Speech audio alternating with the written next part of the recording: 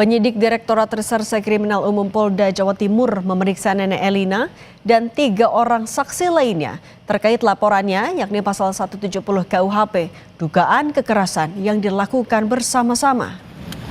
Dengan didampingi tim kuasa hukumnya, Nenek Elina Wijayanti menjalani proses pemeriksaan sebagai saksi bersama 3 orang lainnya yang menghuni rumah sebelum dirobohkan di Dukuh Kubukan, Sambikerep, Surabaya. Dalam pemeriksaan ini, pihak pelapor dan tim kuasa hukum membawa sejumlah alat bukti. Di antaranya handphone yang digunakan untuk merekam saat peristiwa dugaan pengusiran serta kekerasan terjadi beserta sejumlah dokumen penting.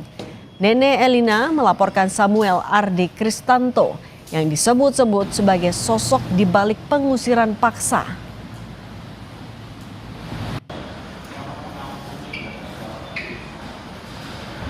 2025 5 Agustus itu malam ada yang mengklaim katanya seolah-olah pernah membeli dari Bu Elisa tahun 2014. Nah, 2014 itu sampai jeda waktu segitu lamanya 11 tahun, ya kan? Ini 11 tahun ya.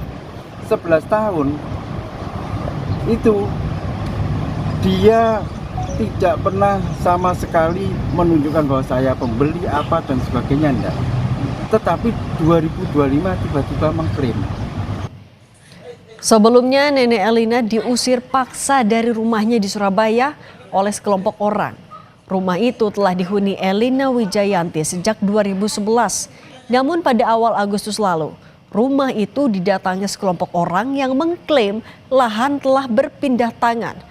Korban mengaku tidak pernah melakukan transaksi jual beli atas rumah maupun tanah tersebut. Klaim kepemilikan sepihak inilah yang kemudian memicu dugaan penyerobotan lahan. Usai diusir paksa, rumah nenek sudah rata dengan tanah. Dokumen dan sertifikat rumah termasuk barang-barang Nenek Elina juga hilang.